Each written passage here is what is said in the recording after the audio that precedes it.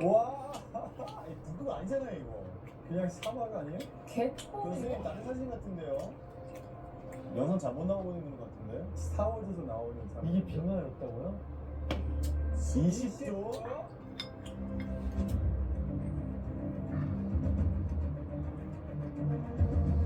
목이 있다고? 여기에? 어머. 20분 말도 안 된다.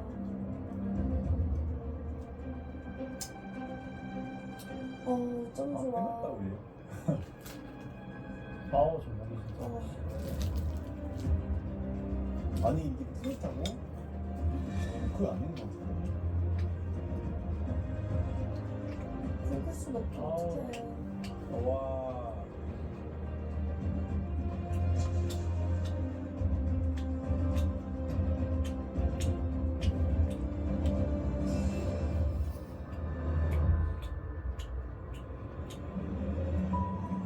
얼음이 저렇게 다 없어졌다고요? 예, 북극 상황이 아주 심각하죠. 예. 예, 이 북극은 다른 지역에 비해서 태양열이 상대적으로 덜 미치기 때문에 항상 낮은 기온을 유지했었고, 이제 그 덕분에 북극해 바닷물이 얼어서 수온이 낮고 차갑고 얼어서 비가 가는 해빙이 만들어지고 그랬던 것인데요. 하지만 지구 온난화의 영향은 북극조차도 피해갈 수가 없었습니다. 그럼 북극권의 빙하가 얼마나 녹았는지 직접 확인해 볼까요? 안돼. 안돼. 같은 계절이기 때문에 계절적으로 달라지는 효과는 빼고 해에 따른 변화만 나타냅니다. 와. 하얀색이 빙하가 거의 거의 다 없는 건데. 없어졌는데요? 아니 이거 다 녹는 거 아니에요 이러다가? 예, 이 북극해를 덮고 있던 해빙의 4분의 3이 다 사라진 상황이죠. 남은 부분이 얼마 없어요. 예, 북극권이라는 것은 이제 지구상의 다른 곳들에 비해서 2배, 3배 빠른 속도로 지금 온난화가 진행되는 지역입니다. 아 그래요? 그래서 이대로 가면 2030년 정도만 돼도 북극권의 여름 해빙이 완전히 다 사라질 걸로 완전히? 완전히 사라지는 시점을 그 정도로 보고 있는 것이죠. 아 큰일 났네 진짜. 그 중에서도 이제 최근에 이제 이런 현상이 두드러지고 있는 것이 지구 최대의 얼음 섬이라고 할 수 있는 아까 그 그린란드인데요. 그린란드 정상 같은 경우는 한여름인 7월 달이 돼도 최고 기온이 영하 10도를 안팎으로 유지를 하기 때문에 한여름에도 눈이 계속 내리는 그런 곳인데요. 2021년에는 관측사상 최초로 거기에 비가 내리는 그런 일들이 나타났습니다. 눈 대신 큰일이야. 비가. 그 3일 동안 내린 비의 양이 70억 톤에 아유 그러죠. 이 얼음섬에 비가 내리면은 뭐 어떤 일이 생기겠습니까? 녹겠죠 그럼. 그렇죠. 그래서 당시 내렸던 비로 우리나라 면적의 약 20배에 해당하는 그 정도 면적에 달하는 얼음이 다 녹아내렸던 겁니다. 그리고 올해 여름에는 평균 기온이 섭씨 6도까지 그린란드에서 올라가고 60만 톤에 가까운 얼음이 새로 또 녹아버립니다.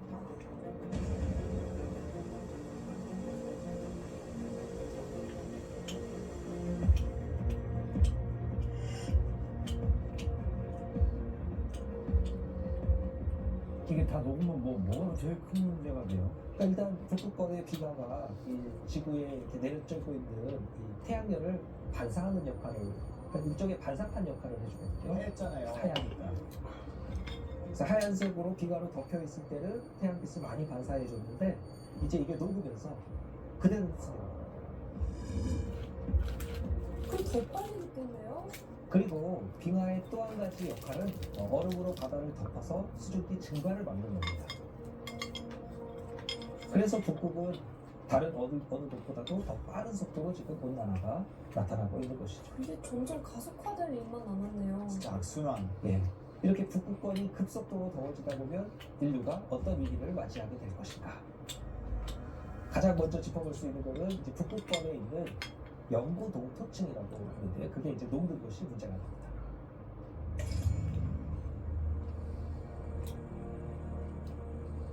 영구 동토라 그러면은 계절이 바뀌어도 그러니까 지금 여름이 돼도 잘 녹지 않고 영하로 계속 유지가 되면서 계속 얼어 있는다는 거거든요.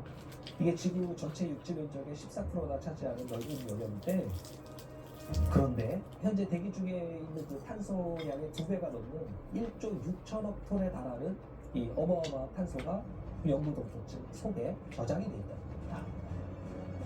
그러니까 이 영구동토층이 녹으면 어떻게 되겠습니까? 탄소가 다 빠져나오는데요? 아니 안 돼. 네, 녹으면 안 돼요. 녹으면 안 되죠. 이게 지금 엄청난 이 탄소가 대기 중으로 다 나오게 되면 온실효과가 더 가속화되고 그러면 온난화는 더 빨라지는 그런 악순환을 가져올 수 있는 것이죠. 이 영구동토는 그야말로 이 얼음 속에 있는 시한폭탄 같은 지금 그런 상황입니다. 교수님 그 영구 동토층이 녹고 있다는 어떤 뭐 징후들이 있나요? 예, 그런 여러 지구들이 있는데요. 실제로 2020년 6월에 세계에서 가장 추운 도시 중에 하나라고 알려진 북극권의 도시 러시아의 베르호얀스크. 이게 아무리 더운 여름이 돼도 평균 기온 20도를 안 넘던 그런 지역인데 거기 기온이 무려 38도까지 네? 치솟는 그런 일이 벌어졌습니다.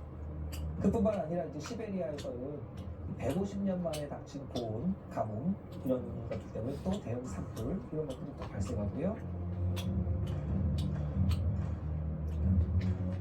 시베리아의 산불이라는 단어 그죠. 너무 안 어울리는. 이런 기상 이변으로 인해서 이 지방이 이제 불안정해지고 이 얼어있던 땅에서 그 녹으니까 그 언 땅 위에 세워져 있던 광산, 공장, 송일반 시설 이런 것들이 다 균열이 가고 있고요. 2019년에는 영구동토층의 유류 저장고가 파열돼서 디젤 2만 톤 유출되는 그런 사고도 발생했었습니다. 아, 진짜 별의별 일이 다 발생하는 것 같은데 제가 봤던 것 중에 놀라웠던 게 있었어요. 2016년도 7월에 러시아 시베리아에서 야말반도 쪽에서 약 2,300마리의 수록이 갑자기 이제 죽었다는 사건이 있어요. 근데 알고 보니까 바로 탄저균 때문이었어요. 탄저균? 어디서 온 거예요? 이 영구 동토에서 원래 이제 죽었던 순록들이 있었는데 그 순록들이 옛날에 탄저균 통해서 이제 죽었나 봐요. 그래서 그 탄저균이 영구 동토가 녹으면서 다시 살아나가지고 감염이 되는 거죠. 빠져나와가지고 그래서 이 순록들이 죽었다 하는데 영구 동토층 안에서 어떤 바이러스 있을지는 모르잖아요. 그래서 많은 학자들이 진짜 너무 무섭다고 하고 수십만 년 게 동안 묻혀있던 몇백만 년 이상 있던 게 나올 수도 있는 거죠. 진짜 약간 공포 영화에서 나오는 그런 시나리오들만 지금 계속 얘기하고 있는 것 같아요. 네, 이렇게 빠르게 이렇게 급속도로 녹고 있는 빙하로 인해서 인류에게 닥친 위기는 또 있습니다. 네, 온난화로 인해서 북극권의 변화가 그 지역에만 한정되지 않는다는 거죠. 아, 지구에는 이 대기 순환에 따라서 다양한 바람이 곳곳에서 붑니다. 다양한 바람들이 부는데 그 바람에 따라 대기가 순환하면서 우리 매일매일 날씨도 변하고 그렇게 되는 것이죠. 그 중에서도 이제 북극권의 영향을 많이 받는 아주 강하게 부는 그런 바람이 있습니다. 바로 제트기류라는 그런 바람입니다. 이 제트기류는 이제 아주 높은 상공에서 가장 빠르고 강하게 부는 그런 바람인데 북극에 있는 차가운 대기하고 저위도에 있는 따뜻한 대기하고 사이를 이 제트기류가 흘러가면서 막아주고 있는 거죠. 일종의 바람 장막을 형성해 주는 건데 두 곳의 온도 차이로 이것을 유지하고 있는 셈입니다. 그러다 보니까 이제 북극의 차가운 기운을 가두고 있으니까 우리가 사는 이런 중위도에는 이런 차가운 냉기가 내려오지 않도록 그렇게 막아주는 역할을 해주는 건데요. 그런데 북극이 지금처럼 이렇게 더워지면 이 제트기류가 내려오나요? 아 약해지고 그냥 들쑥날쑥해지는데. 그렇죠. 네. 북극이 더워지니까 제트기류가 약해지면서 저렇게 구불구불하게 아래로 내려오게 되는 거죠. 이 벨트가 풀리는 거네요? 진짜 전 세계 기후가 들쑥날쑥해지고 있어요. 그러니까 우리가 중위도에서 경험하지 않았던 그런 기후를 각종 기상이변을 경험하게 되는데요. 마치 재난영화 한 장면 같은 상황들이 여기저기서 막 벌어졌는데 우리가 여름에 눈 올 수도 있고 그런 거 아니에요? 특히 피해가 아주 컸던 곳이 미국 텍사스 주였습니다. 텍사스요? 원래 텍사스는 이제 한겨울이 1월에도 영상 10도 이상으로 더운데 막 산타 할아버지 다니고. 미국에서 가장 따뜻한 지역으로 꼽히는 그런 곳이었는데 그런데 텍사스의 온도가 영하 20도 이렇게 영하 20도요? 네, 텍사스가 더 알라스카보다 더 추워지는 믿기지 않는 일이 벌어졌다고 봅니다. 네, 미국 전역을 강타한 최악의 한파에 가장 큰 피해를 본 텍사스주에는 중대 재난이 텍사스 눈 온다고? 폭설. 사람들 놀랐겠다. 이야, 옷도 없겠네. 어머, 왜? 어머. 아, 길이 얼어서. 우와. 우와. 거듭이에요? 근데 우리 경험하지 못했다 보니까. 아유, 설상가상으로 텍사스의 450만 가구에 대규모 정전 사태가 벌어지면서 난방까지 불가능한 상황이 벌어졌다. 옷도 없고 난방도 안 돼.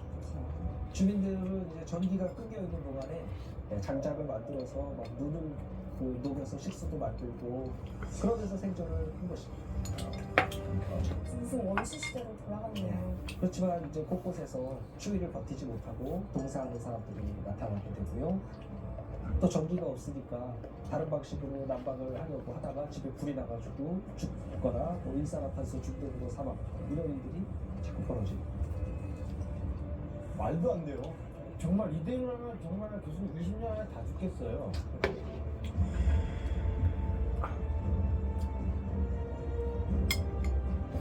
재택기류가 약해지면서 남쪽으로 이렇게 아래쪽으로 내려와 있는 그곳을 따라서 미국 남부 지방에 위치한 그 텍사스까지 북극의 내부가 내려오다 보니까 전례 없는 수준의 그런 한파가 들이닥치게 됩니다.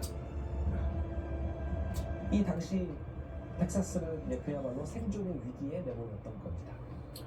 아니 근데 진짜 인류가 이렇게 안정적으로 살 수 있었던 이유가 계절이 예측되고 뭐 그래서 그랬던 건데 어떻게 살아?